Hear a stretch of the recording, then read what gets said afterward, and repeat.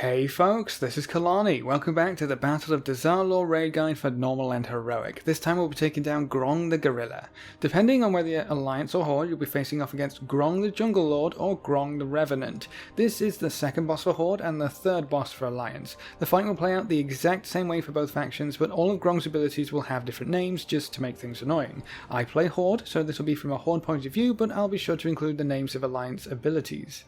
The first thing you'll need to watch out for is the Bestial combo, or Necrotic combo for the Alliance. Grong will use 3 abilities in a row, but the abilities he chooses to use are random. He can either smash or bite, so you can get smash bite smash or bite bite smash. You get the idea. You should tank swap to spread these abilities between your tanks. You don't want either tank to take 2 bites or 2 smashes ideally. If Grong uses a smash, the tank with aggro will take a huge amount of damage and get a debuff which increases the damage of smash by 500% for 2.5 seconds.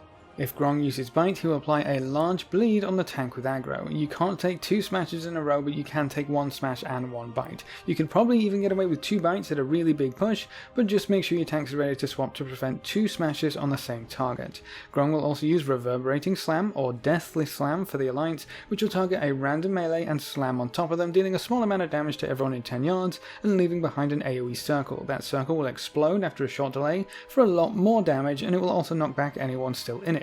So your melee should spread out around the boss to make sure this doesn't hit too many people with the initial slam, and then everyone needs to move out of the AoE circle. Grong also has an energy bar, which is called Rage for the Horde and Death Energy for the Alliance. This resource is going to be very important because if he ever reaches 100 rage, Grong will use Tantrum, or Death Knell for the Alliance, which deals raid-wide damage every second for 4 seconds, and each time it pulses, everyone will get a debuff which increases the damage of Tantrum. Basically, if the boss gets to 100 energy and casts that fully powered Tantrum, you're probably going to wipe. To avoid this, you need to deal with the ad that spawns in the encounter. The Horde will see an Ape Tagonizer 3000, while the Alliance will see a Death Spectre. These ads have a few abilities themselves. The first one is Ape Tagonize, or Death Empowerment for the Alliance, which will give Grong some extra rage, which we really don't want. Every DPS should swap to the ads whenever they spawn to kill them as quickly as possible and interrupt as many casts of Ape Tagonize as you can.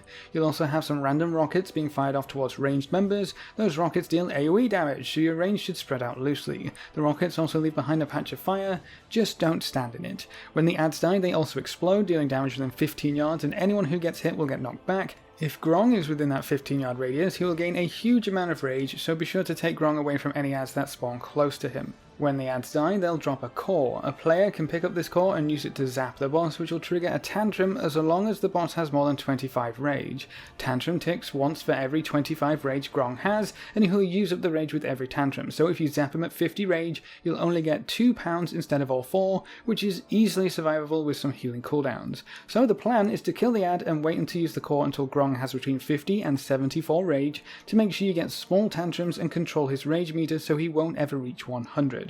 Be sure not to pick up the core too early though, because once you pick it up it only lasts for 20 seconds and deals damage to the player who's holding it. So wait until you're ready to use it, pick it up and use it quickly. Grong will also gain rage slowly as the fight goes on thanks to his Angry Ape ability, but when he drops below 70% health he will start to gain rage even faster. That increases once more when he dips below 40%, so I would recommend saving Lust until the end so you can burn him down before his rage gets out of hand.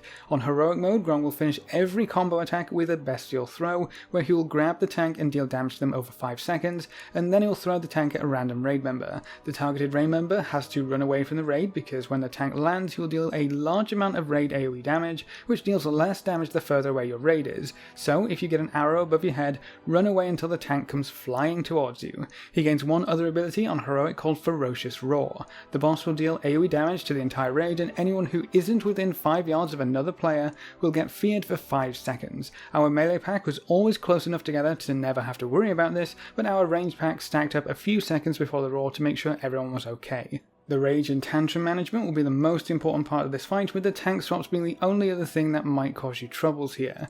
But that should be all you need to take down Grong on normal and heroic. Stay tuned for more boss guides to help you conquer the Battle of Dazar'alor. A big thank you to all of our supporters over on Patreon. You can see their names floating by on screen. If you want to join these lovely guys and gals, you can find a link in the description below. Remember to leave a like just below the video before you leave, and if you want to see more, make sure to subscribe. But apart from that, thanks for watching folks, good luck and have fun, and as always I will see you next time.